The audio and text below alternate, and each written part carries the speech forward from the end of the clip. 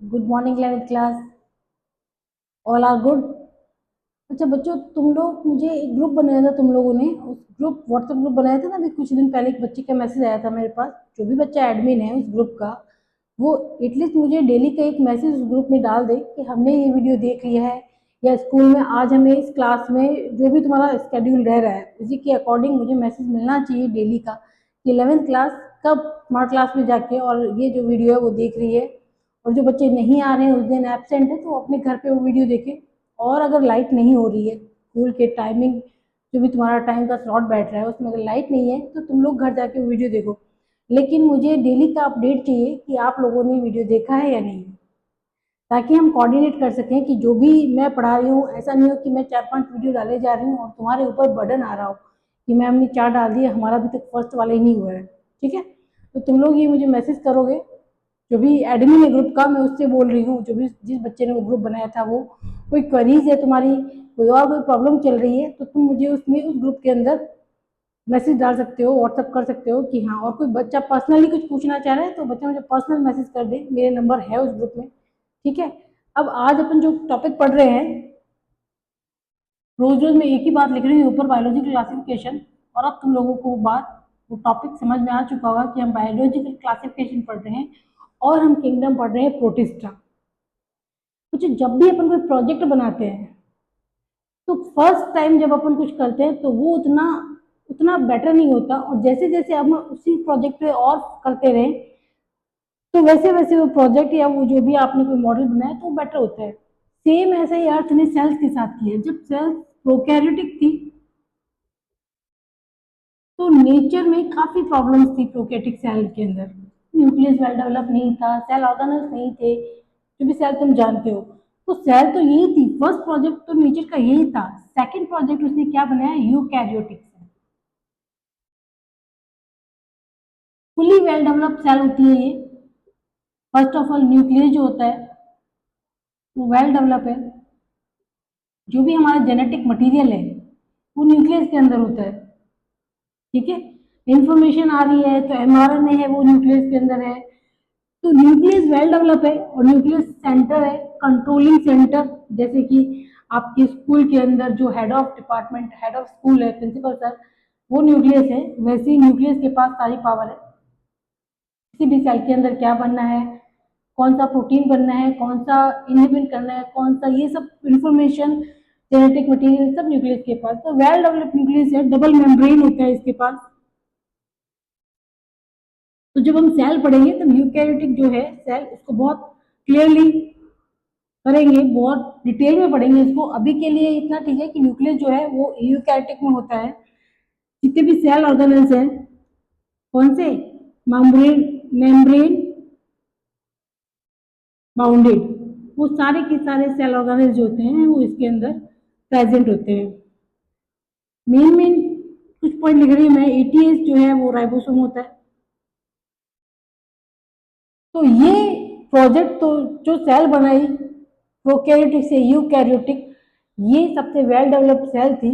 और इस सेल के अंदर जो किंगडम बनता है, जो इस सेल को पजेस करता है, जो जो इस सेल को रखता है, मतलब प्रोटिस्टा हैविंग यूकैरियोटिक सेल। ठीक है, लेकिन प्रोटिस्टा के पास सिंगल सेल होती है। तो प्रोटिस्टा सिंगल और यूनिसेल्युलर, यूनि यूज करते हैं ना अपन, यूनिसेक्सुअल। तो यूनिसेल्युलर यूकैरियोटिक सेल, ये प्रोटिस्टा होता है। हमारे पास भी सारे सेल्स हैं जो यूकैरियोटिक है, but we are multicellular. ठीक है, तो ये यूकैरियोटिक सेल है। और एक एक आप देखो कि जब आप ये क्लासिफिकेशन पढ़ोगे तो स्टेप बाय स्टेप चलेगी नेचर। पहले जो सबसे पहले हमने पढ़ा मोनेरा, प्रोकैरियोटिक सेल थी, बहुत डेवलप नहीं है। फिर हम थोड़ा धीरे जाएंगे और एक स्टेप ऊपर जाएंगे तो प्रोटिस्टा आ गया है ना। प्रोटिस्टा के पास यूकैरियोटिक सेल होगी, लेकिन क्या ये सीधा ही मल्टी सेलुलर बन सकता है? नहीं बन सकता ना। अभी धीरे धीरे इसको और डेवलप होना है। अभी तो सिर्फ एक सेल आई है जो डेवलप है। तो प्रोटिस्टा वो किंगडम है जिसके पास यूकैरियोटिक सेल है, और अभी इसी से सब डेवलपमेंट होगा। तो प्रोटिस्टा एक यूनिक किंगडम है जिसके पास सारी वैरायटी होती है। जिसे हम ये कह सकते हैं कि इसी से अगर इवॉल्व हुए होंगे तो प्लांट इवॉल्व हो सकते हैं, इन्हीं से एनिमल इवॉल्व हुए होंगे और इन्हीं से जो है फंजाई इवॉल्व हुएगी। कैसे? अब मैं यहाँ प्रोटिस्टा लिख रही हूँ और इनका जो मोड ऑफ न्यूट्रिशन है ना, उस पर अपन बात करते हैं, जिससे आपको समझ में आएगा कि मैं क्या आपको बता रही हूँ कि प्रोटिस्टा से कैसे सब इवॉल्व हुए होंगे। प्रोटिस्ट जो हो सकते हैं वो ऑटोट्रॉप्स हो सकते हैं, ठीक है। तो protist can be autotrophs. Proteases जो होते हैं वो हेट्रोट्रॉप्स हो सकते हैं और सेप्रोफाइट हो सकते हैं, ठीक है। अगर ऑटोट्रॉप्स है तो मीन्स फोटोसिंथेसिस कर रहे हैं, ठीक है। फोटोसिंथेसिस कर रहे हैं तो इसका मतलब जो मल्टी सेल्यूलर यूकैरियोटिक प्लांट है, यानी कि एल्गी, ब्रायोफाइटा, टाइडोफाइटा, प्लांट का जो पूरा किंगडम है वो फोटोसिंथेटिक यूकैरियोटिक, सॉरी हाँ, यूकैरियोटिक प्रोटिस्ट से डेवलप हुआ होगा, ठीक है। इसके अंदर हम क्या क्या पढ़ते हैं, कौन कौन से इसके आगे के डिवीजन है। काइसोफाइटा होता है एक, फाइटा वर्ड यूज करते हैं हम बेसिकली प्लांट के लिए। दूसरा पायरोफाइटा हो सकता है और तीसरा यूग्लिनॉइड। हेटरोट्रॉप्स होते हैं जो एनिमल लाइक बिहेव करते हैं, जैसे तुम जो पढ़ के आए हो अभी 10th में, तुमने अमीबा पढ़ा था, है ना, अमीबा की फेगोसाइटोसिस पढ़ी थी। यूं कुछ इस तरह से अमीबा पढ़ा था और वो फूड जो है उस वो सूडोपोडिया से उसको इनग्राफ्ट कर रहा था, इसे फेगोसाइटोसिस बोलते हैं। तो ये फोटोसिंथेसिस नहीं कर रहा ना अमीबा, फोटोसिंथेसिस नहीं कर रहा, तो ये हमारी तरह है, जो भी फूड प्लांट ने बनाया ये उस पर डिपेंड कर रहा है, क्लियर है ना। तो ये एनिमल लाइक हो गया। ये हेटरोट्रॉप जो होते हैं वो एनिमल लाइक फूड गेन करते हैं और उनको प्रोटोजोन्स बोलते हैं। बच्चों जब जोन्स, जू ऐसा वर्ड आता है तो वो एनिमल के लिए आता है ना, तुम्हारा जू होता है ना, जू में एनिमल रखते हो ना, प्लांट तो नहीं रखते। प्रोटो में प्रिमिटिव और फर्स्ट लिख लेते हैं, फर्स्ट मोर सुटेबल है, तो फर्स्ट एनिमल, यानी कि प्रोटिस्टा के अंदर जो प्रोटोजोन्स आते हैं वो फर्स्ट एनिमल लाइक बिहेव करने वाले जो एनिमल्स होते हैं वो होते हैं यूकैरियोटिक, ठीक है। अब तुम ये सोचोगे कि मोनेरा के अंदर भी तो ये सब था, मोनेरा में बैक्टीरिया भी इसी तरह के थे, कुछ बैक्टीरिया थे जो फोटोसिंथेसिस कर रहे थे, जैसे ब्लू ग्रीन एल्गी थी, है ना। बैक्टीरियल विरिडिन भी मैंने कल आपको बताया था कि फोटोसिंथेटिक होते हैं बैक्टीरिया, एनाबिना है। तो उसको मैं इसको ही ज्यादा ऐसे क्यों कह रही हूँ कि ये जो है उसी से सारे ग्रुप आए होंगे, बिकॉज ये सेल जो है वो यूकैरियोटिक है ना। इसलिए मैं प्रोटिस्ट को कह रही हूँ कि प्रोटिस्ट से सारे जो भी एनिमल्स किंगडम हम पढ़ने वाले हैं वो डेवलप हुए होंगे, ठीक है। सेप्रोफाइट, सेप्रोफाइट इसके अंदर स्लाइम मोल्ड्स आते हैं, जो भी सड़ा गला ब्रेड है, जैसे फंजी, फंजी सेप्रोफाइट्स होती है ना, हमने किंगडम फंजी पढ़ा था, किसने दिया था, विटेकर ने दिया था ना फंजी किंगडम। तो फंजी जो होती है वो सेप्रोफाइट होती है। कुछ प्लांट जैसे कैक्टस होते हैं उसको तो पहले प्लांट में रखते थे, लेकिन अब वो सेप्रोफाइट होती है। तो वैसे ही सेप्रोफाइट के अंदर स्लाइम मोल्ड है। अब देखिए मैं आपको क्या बता रही हूँ कि जो प्रोटोट्रॉप थे उनसे मोस्ट प्रोबेबली प्लांट डेवलप हुए होंगे, मल्टी सेल्यूलर। जो एनिमल लाइक बिहेव कर रहे थे प्रोटोजोन्स थे, उनसे प्रोटो मैंने फर्स्ट एनिमल, तो ये यहाँ से एनिमल जो फर्स्ट एनिमल है वो ये है। उसके बाद आते हैं सेप्रोफाइट जिसके अंदर स्लाइम मोल्ड है, तो स्लाइम मोल्ड ही, इसमें अपन श्योर नहीं कह सकते कि इससे फंजी डेवलप हुई होगी, लेकिन इसका बिहेवियर फंजी की तरह है। तो ये हमने प्रोटिस्ट पढ़ लिए। प्रोटिस्टा के बारे में जो मेन थिंग थी वो मैंने बता दी है। एक तो सेल की बात याद रखनी है आपको, एक इनके मोड ऑफ न्यूट्रिशन याद रखना है, ठीक है। अब हम इनका फर्स्ट जो आपकी बुक में दे रखा है वो ग्रुप देखते हैं, कौन सा ग्रुप दे रखा है आपकी क्लब। तो फर्स्ट आपको दे रखा है काइसोफाइटा। तो जो काइसो माने गोल्डन होता है, गोल्डन, तो ये गोल्डन एल्गी है। अच्छा हम एक वर्ड यूज करेंगे कभी, गोल्डन एल्गी, कल यूज किया था ब्लू ग्रीन एल्गी, किया था ना। ये एल्गी क्या होती है? एल्गी वैसे तो पूरे का पूरा प्लांट किंगडम के अंदर, अभी बारिश का टाइम है, तुम्हें एल्गी दिख जाएगी, जहाँ भी पानी कट रहा है तो वहाँ ग्रीन ग्रीन ग्रीन ग्रीन दिखाई दे रही है, वही एल्गी है। तो एल्गी जो होती है वो एक्वेटिक होती है, ठीक है। एल्गी जो होती है फर्स्टली एक्वेटिक होती है, ऑटोट्रॉप्स होती है, एंड थर्ड क्लोरोफिल जो होता है वो ए होता है। ए हायर में होता है, कल हमने क्लोरोफिल ए साइनोबैक्टीरिया में भी देखा था। तो क्लोरोफिल ए प्रेजेंट होता है, वो एल्गी होती है। तो क्राइसोफाइटा के अंदर गोल्डन एल्गी है, मीन्स ये जो ग्रुप है ये एल्गी की तरह बिहेव करेगा, मतलब फोटोसिंथेसिस करेगा, ठीक है। एग्जाम्पल के पहले इसके हैबिटेट देख लेते हैं, ये पाए कहाँ जा रहे हैं।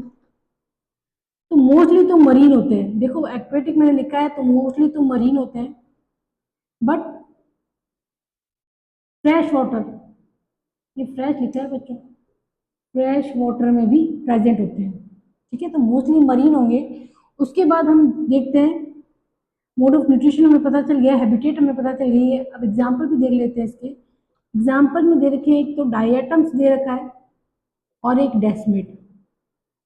डेस्मिड के लिए गोल्डन एल्गी यूज करते हैं। अब जिसपे अपने बुक के अंदर फोर्थ दिया गया है, जिसको हाईलाइट किया गया है, वो डायटम्स है। डायटम्स की बात करते हैं तो डायटम्स क्या होता है, इनके अंदर जो सेल वॉल होती है वो सिलिका सिलिका उसके ऊपर लेयर बना देती है, ठीक है। और सेल वॉल की क्या होती है, ये कुछ सोप का जो बॉक्स होता है उस तरह से होती है, ये सेल वॉल है, इसके अंदर डायटम्स है, मतलब ये पूरी सेल है, सेल वॉल है ये, और अंदर सारे जो भी सेल मेम्ब्रेन है वो सब इसके अंदर है, ठीक है। तो ये डाई एटम की सेल वॉल है। ये इंपॉर्टेंट दे रखा है तुम्हें कि डाई एटम्स की सेल वॉल है। लग रहा है तुम्हें सॉप का बॉक्स की तरह, ये बॉक्स है, सॉप बॉक्स है। ये हो गया एपिथीका और ये हो गया हाइपोथीका, ये डायटम्स है। तो बनी इसकी किसकी होती है, सेलुलोज की होती है, लेकिन उसके ऊपर सिलिका प्रेजेंट होती है।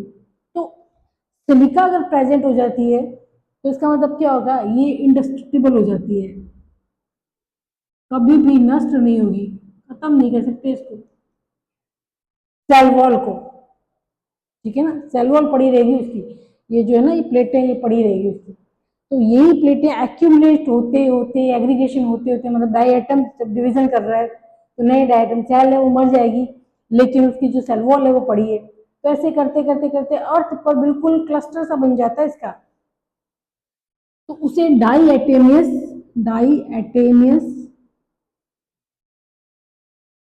अर्थ कहते हैं, ठीक है। जहां पर क्लस्टर्स और लेयर ऑफ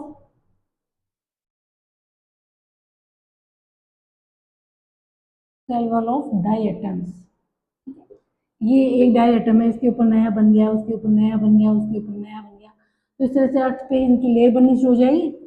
तो ये हो जाएगा डाई एटम का डाई एटमेसिस अर्थ हो गई, ठीक है। चीफ प्रोड्यूसर ऑफ ओशियन, ये भी याद रखना है आपको, ओशियन के चीफ प्रोड्यूसर, प्रोड्यूसर क्या होते हैं, मूवी वाले, ओशियंस।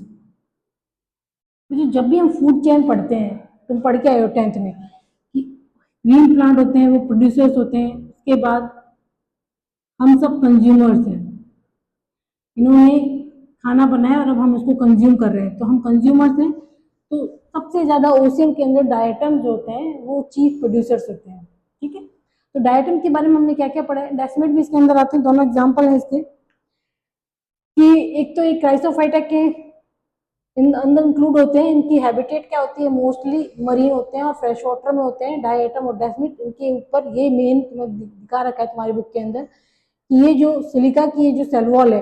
अच्छा, इस सेल वॉल का एक और अपने अपने लिए क्या यूटिलाइजेशन है इसका, कि हम इसको फिल्ट्रेशन में यूज कर सकते हैं, सिरप बना सकते हैं इनके, और पॉलिशिंग, ये हमारे लिए इकोनॉमिक इंपॉर्टेंट है। तो तुम चाहो तो जब इसके नोट्स बनाओ तो कुछ इस तरह से बना सकते हो कि इनकी हैबिटेट क्या है, इनके अंदर स्पेशल फीचर्स क्या है, उसके बाद नीचे इनकी इकोनॉमिक इंपोर्टेंस, और एक और जो बात आती है वो होता है रिप्रोडक्शन।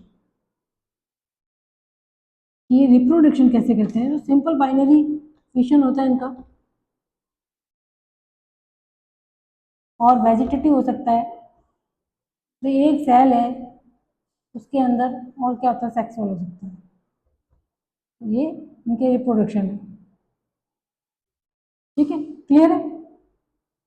अब दूसरा टॉपिक पढ़ लेते हैं।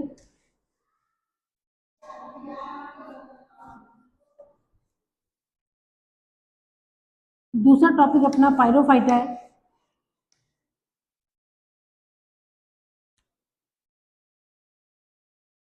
पायरोफाइटा,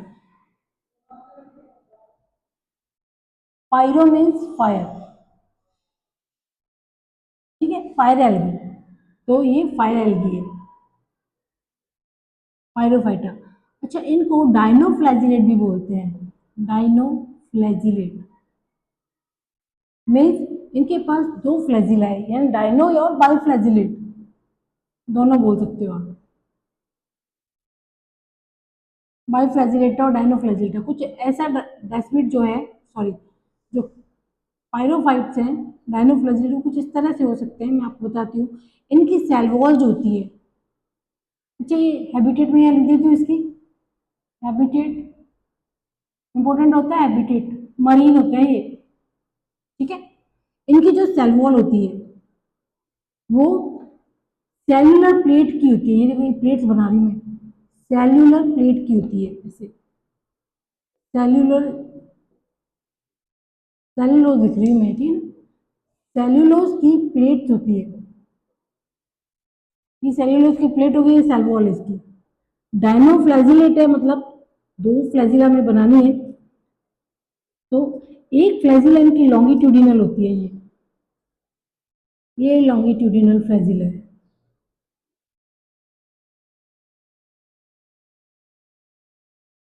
एक इनकी ट्रांसफर फ्लैजिला होती है जो ऐसे निकलती है और पीछे की साइड से घूम कर, ये बैक साइड जब दिखाते हैं तो उसको डॉटेड से दिखाते हैं, और वापस से यहाँ आती है, ये ट्रांसफर फ्लैजिला है।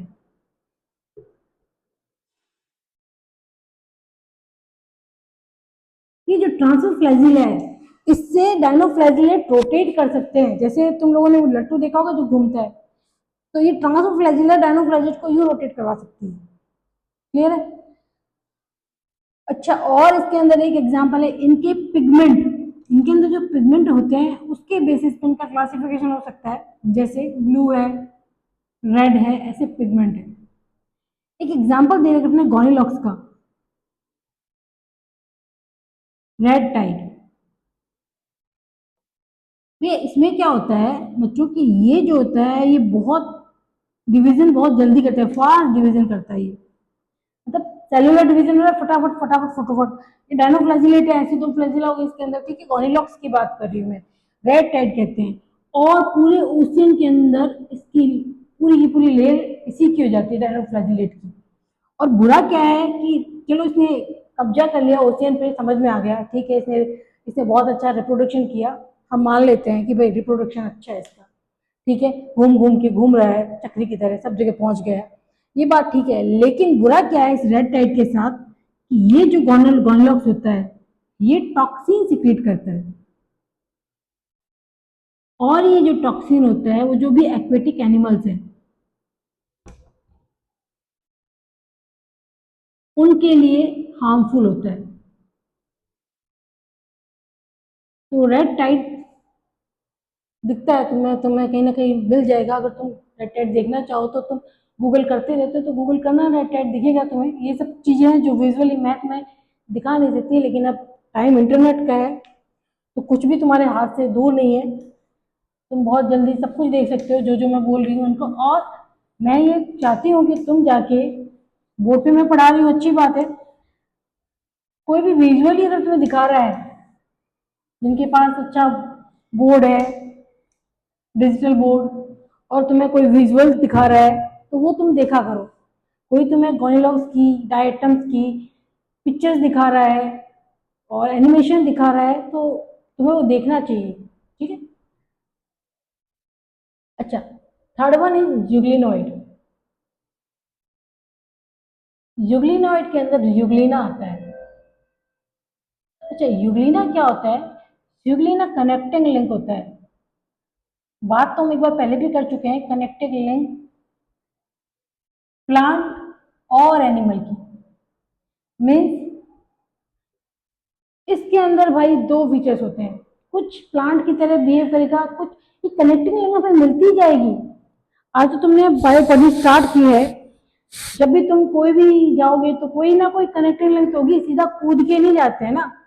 जैसे फिशेज हैं तो उनके बीच में सीधे फ्रॉग नहीं आए होंगे, बीच में कोई डिप्लॉय लंग फिशेज आई होगी जो बाहर सांस ले सकती है। तो इस तरह से इवोल्यूशन होता है ना, तो कोई ना कोई कनेक्टिंग लिंक तो मिलेगी हमें हर एक से ऊपर कूदने में। तो प्लांट से एनिमल बनने में कनेक्टिंग लिंक यूग्लिना है। यूग्लिना के अंदर क्या होते हैं, प्लांट लाइक क्या होता है, फोटोसिंथेसिस करता है ये, ठीक है। क्लोरोफिल जो होता है वो ए होता है इसके अंदर। एनिमल की तरह क्या होता है, इसके पास सेल वॉल नहीं होती है, no cell wall, absent. But pellicle होती है, प्रोटीन की बनी हुई pellicle, made up of protein. ये जो सेल वॉल होती है, मतलब सॉरी पेलिकल जो होती है, यूग्लिना को प्रोटेक्शन में हेल्प करती है। अब ये यूग्लिना की गलत है, मैं यूग्लिना बना रही हूँ, डायग्राम मेरे 1 नंबर होते हैं बच्चों।